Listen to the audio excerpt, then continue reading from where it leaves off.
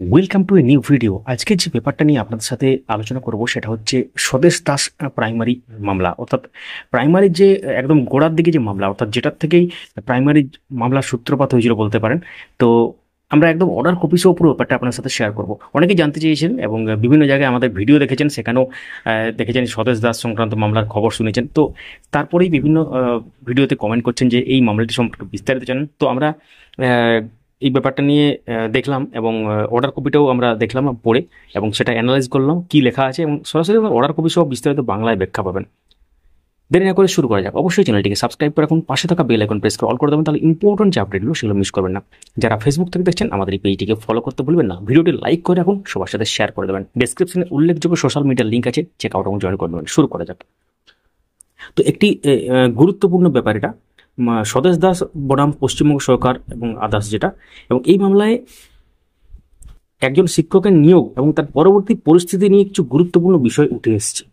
এই মামলাটি শুরু হয়েছিল 2019 সালে এবং শুনানি হয় মাননীয় বিচারপতি অভিজিৎ গঙ্গোপাধ্যায়ের এজলাসে। একটু সারমর্ম বলে নিই, তারপর একদম অর্ডার কপিতে আমরা যাব। স্বদেশ দাস নামে একজন ব্যক্তি প্রাথমিক বিদ্যালয়ের শিক্ষক হিসাবে নিযুক্ত হন। তিনি দাবি করেন যে সমস্ত প্রয়োজনীয় কাগজপত্র যাচাই করার পরেই তাকে নিয়োগপত্র দেওয়া হয়েছিল, কিন্তু কিছুদিন পর জেলা প্রাথমিক বিদ্যালয় সংসদ বা ডিপিএসসি চেয়ারম্যান তাকে নিয়োগপত্র সহ দেখা করতে বলেন এবং কিছু এক্সট্রা ডকুমেন্ট জমা দিতে বলেন। অভিযোগ করা হয়েছে যে স্বদেশ দাস সেই তারিখে সেই নথিগুলো জমা দিতে পারেননি, এমনকি ডিপিএসসি তাকে আরও একটি সুযোগ দিলেও তিনি হাজির হননি, এবং ডিপিএসসি তাদের প্রতিবেদনে এই বিষয়টি বা রিপোর্টে যেটা এই ব্যাপারটা উল্লেখ করে। আরও বলা হয়েছে যে পশ্চিমবঙ্গ প্রাথমিক শিক্ষা পর্ষদ এবং তার টেট এবং অন্যান্য যোগ্যতা সম্পর্কিত কিছু তথ্য জানতে চেয়েছিল, যা তিনি জমা দিতে ব্যর্থ হন। স্বদেশ দাস একটি লিখিত বিবৃতিতে জানান তিনি টেট যোগ্যতা এবং নিয়োগ প্রক্রিয়া সম্পর্কিত 5টি গুরুত্বপূর্ণ নথি জমা দিতে পারেননি। তো আদালত এই পরিস্থিতিতে মামলায় কোনো যুক্তি খুঁজে পায়নি। বিচারপতি গঙ্গোপাধ্যায় বলেন যে নিয়োগপত্র দেওয়া হয়ে থাকলেও সেটি নিয়োগকারী কর্তৃপক্ষের ভুল ছিল এবং ভুলের মাধ্যমে পাওয়া নিয়োগের অধিকার মেনে নেওয়া যায় না। তবে স্বদেশ দাস তার অভিযোগে আরও 12 জন শিক্ষকের কথা উল্লেখ করেন, অর্থাৎ তিনি বলেন যে আমার মতো আরও 12 জন আছে যাদের কোনো বৈধ কাগজপত্র ছাড়াই নিয়োগ করা হয়েছে। তো এইখান থেকেই প্রাইমারি এই মামলাটা কিন্তু গোড়ার দিকের মামলা, এবং এই মামলাটার পরেই কিন্তু অনেক দূর ব্যাপার গোড়ায়। তো আদালত মনে করেন যে এই বিষয়টি সুষ্ঠু নিয়োগ প্রক্রিয়া ক্ষতি দেখা দরকার, অর্থাৎ এক্ষেত্রে ব্যাপারটা ইনভেস্টিগেট করা দরকার, সেক্ষেত্রে পর্যবেক্ষণ থাকে। তো আদালত এই 12 জনের বিষয়টি আলাদাভাবে দেখবে বলে জানান, এবং মামলাটিকে একটি জনস্বার্থ মামলা, পাবলিক ইন্টারেস্ট লিটিগেশন বা পিআইএল হিসেবে গণ্য করার সিদ্ধান্ত নেয়। তো স্বদেশ দাস সেই জনস্বার্থ মামলায় তার অভিযোগগুলো পেশ করার নির্দেশ দেওয়া হয়। তো প্রসঙ্গত বলে রাখি, এই মামলাটি তৎকালীন মাননীয় বিচারপতি অভিজিৎ গঙ্গোপাধ্যায় এজলাসে ছিল, এবং তিনি মামলাটি এখানে পিআইএল এর ব্যাপার করে বা জনস্বার্থ মামলা হিসাবে পেশ করার একটা আবেদন করতে, অ্যাপিল করতে বলেন, এবং সেটা তৎকালীন প্রধান বিচারপতির কাছে পাঠানো হয়, এবং তিনি তারপর ব্যাপারটাকে দেখেন, এবং এই মামলায় গুরুত্বপূর্ণ, যেহেতু জনস্বার্থ মামলা হয়েছে, ডিভিশন বেঞ্চে শোনা হয়, এবং সেই আদালত স্বদেশ দাসকে মামলার সমস্ত কাগজপত্র নির্দিষ্ট আকারে তৈরি করে জমা করার নির্দেশ দেয়, মানে সমস্ত ডকুমেন্ট, মানে এই রিলেটেড সমস্ত ডকুমেন্ট। তো এক্ষেত্রে গুরুত্বপূর্ণ ব্যাপার উঠে আসে, অর্থাৎ স্বদেশ দাস যার সম্পর্কে এই মামলাটা তিনি করেছিলেন, এবং তারপর কি হয়েছিল তিনি বলেন যে আমার মতো আরও 12 জন আছে, মানে এক এক করে তারপর প্যানেল দেখতে চান বা এই সংক্রান্ত যে নথি দেখতে চান, বিভিন্ন ধরনের যে ব্যাপার, এবং তারপর থেকে বিভিন্ন ধরনের মামলা হয়। এবং তারপরে আপনারা জানেন যে যে ব্যাকআপ মার্কস দেওয়া হয়, এবং সেখানে অনেকে অভিযোগ তোলে যে মানে পিটিশনাররা অভিযোগ তোলে তাদের থেকেও কম নম্বর অনেকেই চাকরি করছে, সেটা বিভিন্ন নিয়োগ প্রক্রিয়া হতে পারে। তো যদিও সেই ব্যাকআপ মার্কস বা সো কল্ড প্যানেল যেটা, সেটা কিন্তু তুলে দেওয়া হয় যে সাইবার হ্যাকিং বা অন্য কোনো কারণ দিকে, সেই প্যানেল পরবর্তী ক্ষেত্রে দেওয়া হবে বলে জানানো হয় বোর্ডের তরফ থেকে, কিন্তু এখনো পর্যন্ত সেই প্যানেল কেউই দেখতে পায়নি। তো এবার আমরা সরাসরি অর্ডার কপিতে চলে যাব, সেখানে এক্স্যাক্টলি কি লেখা আছে আপনাদের একটু দেখানো দরকার আছে। আমরা একটু সারমর্মটা এই কারণে বললাম, কারণ অনেকে হয়তো বুঝতে পারছেন না আগের ভিডিওতে যেখানে বক্তব্যগুলো তুলে ধরা হয়েছিল আইনজীবীর। তো সরাসরি আমরা চলে যাবো অর্ডার কপিতে। তো স্ক্রিনে এখন দেখতে পাচ্ছেন অফিসিয়াল যে অর্ডার কপি, স্বদেশ Das versus the state of West Bengal others. এই মামলাটির যে জাজমেন্ট হয়েছিল সেটা 27/8/2021 অনারেবল জাস্টিস অভিজিৎ গঙ্গোপাধ্যায়ের এজলাসে তখনকার। তো এখানে পিটিশনের পক্ষে কারা কারা ছিলেন, স্টেটের পক্ষে কারা কারা ছিলেন, বোর্ডের পক্ষে কারা কারা ছিলেন, এবং ডিপিএসসি উত্তর দিনাজপুর, যেহেতু এই ম্যাটারটা ডিপিএসসি উত্তর দিনাজপুর, সেই জন্য ডিপিএসসি উত্তর দিনাজপুর পক্ষের থেকেও কিন্তু অ্যাডভোকেট ছিলেন।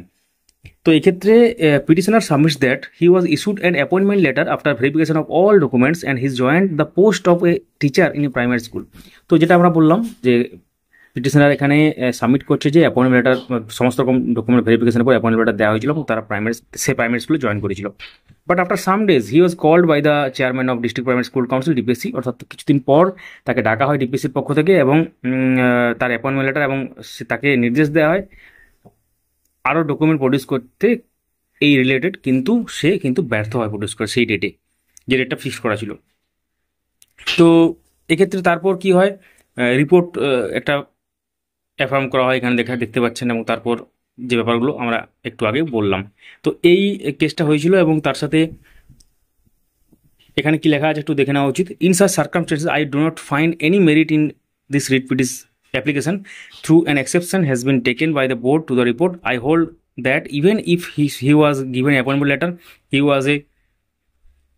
it was a sheer mistake on the part of recruitment. এটা ভুল ছিল, ত্রুটি ছিল, যাই হোক সেখানে করা হয়েছে অ্যাপয়েন্টিং অথরিটি। এবং তারপর petitioner in his objection to the report in the paragraph number 5 has named 12 candidate who were also appointed who did not have any document. তো সে বলে বলে যে এর মতো আমার মতো আরো 12 জন আছে, যে ব্যাপারটা বললাম। এবং I think this aspect of the matter is very important for maintaining a fair recruitment process and this aspect is to be looked into. তো এটা দেখা দরকার এবং এই মামলাটা সম্পর্কে দেখা। I am not dealing with the case of those 12 persons as already been named. It requires a through adjudication as to the appointment of those 12 persons and therefore I convert this matter as a public interest litigation. অর্থাৎ এটা PIL এ convert করে দেওয়া হয়েছে এবং wherein the petitioner will appear before the honorable bench taking up the public interest litigation in respect of his allegation raised in paragraph 5 of his exception to the report of the board. তো বোর্ডের যে report সেই ব্যাপারটা নিয়ে the exception has been affirmed on 5 November 2019। ওই ক্ষেত্রে তারপর গুরুত্ব দেওয়া হয় the registry is directed to take appropriate step to place this matter before the honorable chief justice.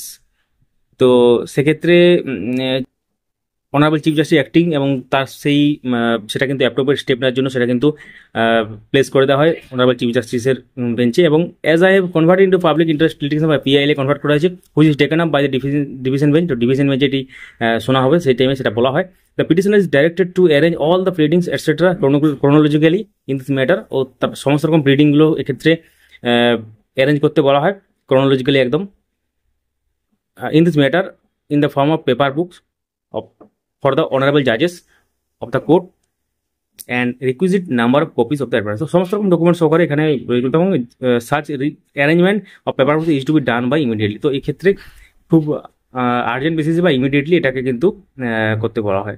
তো অনারেবল জাস্টিস অভিজিৎ গঙ্গোপাধ্যায় তৎকালীন যে বিচারপতি ছিলেন তার একটা নির্দেশ, এবং এই অর্ডার কপিটি যদি আপনারা চান আমরা আমাদের টেলিগ্রাম চ্যানেলে দিয়ে দেবো, কমেন্ট করুন।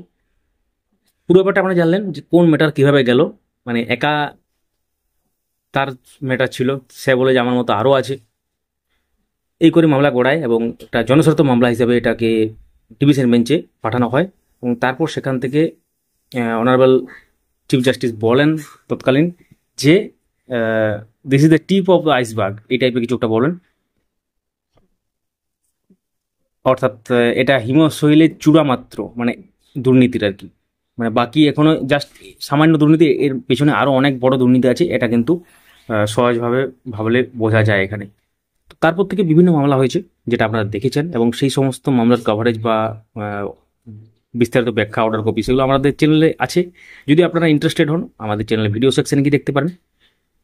সবাইকে অসংখ্য ধন্যবাদ আমাদের সঙ্গে থাকার জন্য, এবং যারা নতুন যুক্ত হলেন অবশ্যই চ্যানেলটিকে সাবস্ক্রাইব করে রাখুন, তাহলে এই ধরনের গুরুত্বপূর্ণ এক্সপ্লেনেশনগুলো মিস করবেন না। Thank you so much for watching.